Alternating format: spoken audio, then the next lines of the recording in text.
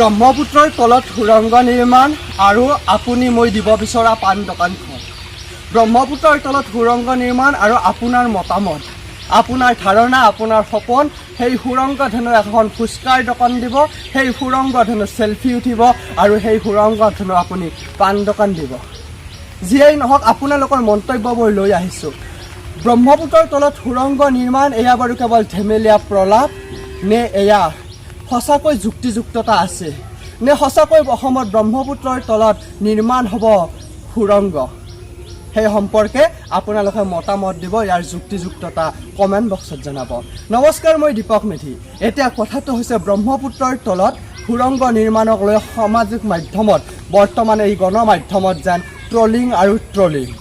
কিন্তু সঁচাকৈ এই ব্ৰহ্মপুত্ৰৰ তলত সুৰংগ হোৱাক লৈ ইমান ট্ৰলিং হৈছে কিয়?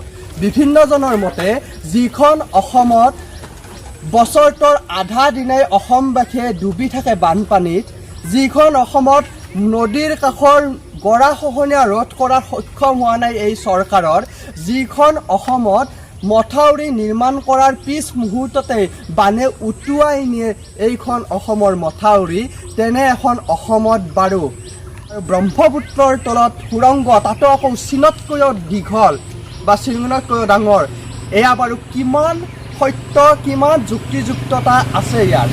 নে এয়া বাৰু কেন্দ্ৰীয় চৰকাৰে অসমবাসীক ইটিকিং কৰিছে, নে এয়া আমাৰ অসম চৰকাৰৰ এয়া ধেমেলীয়া প্ৰলাপ বকিছে? বিভিন্নজনে বিভিন্ন ক'ব বিচাৰে। যিসকলে ইয়াক ট্ৰলিং কৰিছে তেওঁলোকৰ যুক্তি এয়াই, অসমত এতিয়াও গৰাখহনীয়াই ৰোধ কৰিব পৰা নাই, মথাউৰি নিৰ্মাণ কৰিব পৰা নাই, বানপানীৰ দৰে সমস্যাক গুৰুত্ব সহকাৰে ল'ব পৰা নাই, সেইখন অসমত চীনতকৈও ডাঙৰ দীঘল এটা সুৰংগ নিৰ্মাণ, তাকো ব্ৰহ্মপুত্ৰৰ তলত, এয়া যেন অলিক কল্পনা বহুতৰ বাবে।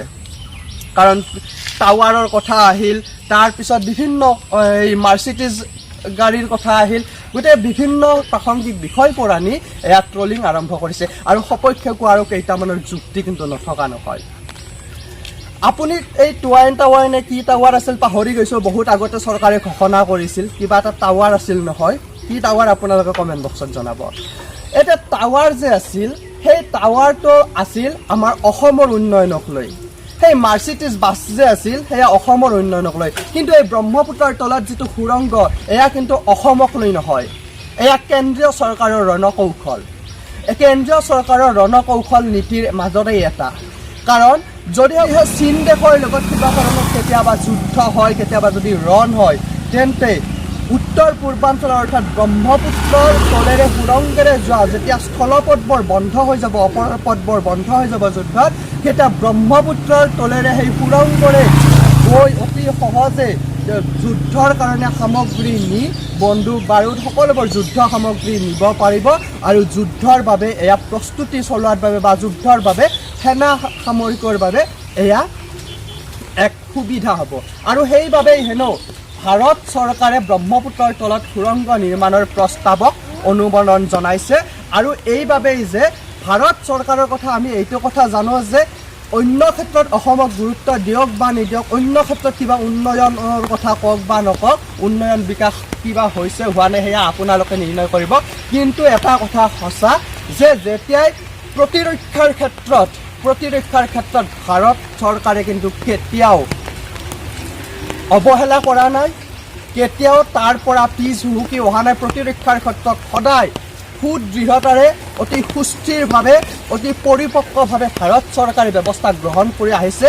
আৰু যদিহে ব্ৰহ্মপুত্ৰৰ তলৰ সুৰংগটো কেৱল যুদ্ধকালীনৰ বাবে এক ৰণকৌশল, তেন্তে কিন্তু ব্ৰহ্মপুত্ৰৰ তলত সুৰংগ নিৰ্মাণটো একো অলিক কল্পনা নহয়। কাৰণ ভাৰত চৰকাৰে কৰোঁ বুলিলে যিকোনো কামেই কৰিব পাৰে। কোনো মন্ত্ৰী এম এল এৰ যদি দক্ষতা নাই, তাৰ ফলত কোনোবা এটা অঞ্চলৰ উন্নতি হোৱা নাই, সেইটো পিছৰ কথা, সেইটো কেৱল সম্পূৰ্ণ চৰকাৰখনক দোষাৰোপ কৰিব নোৱাৰোঁ। আমাৰ এই দোষ আছে, আমি কি কাৰণতে সেই অদক্ষ ব্যক্তিসকলক, অলবদ্ধ সেই অপদাৰ্থসকলক আমি মন্ত্ৰী এম এল এ কৰি পঠাইছোঁ, সেয়া আমাৰ দোষ আছে, কেৱল চৰকাৰৰ দোষ নহয়। কিন্তু যুদ্ধৰ ক্ষেত্ৰত, প্ৰতিৰক্ষাৰ ক্ষেত্ৰত ভাৰত চৰকাৰে যে সদায় এক দৃঢ় পৰিপক্কভাৱে কিছুমান সিদ্ধান্ত গ্ৰহণ কৰে, সেয়া ময়ো জানো, আপুনিও জানো।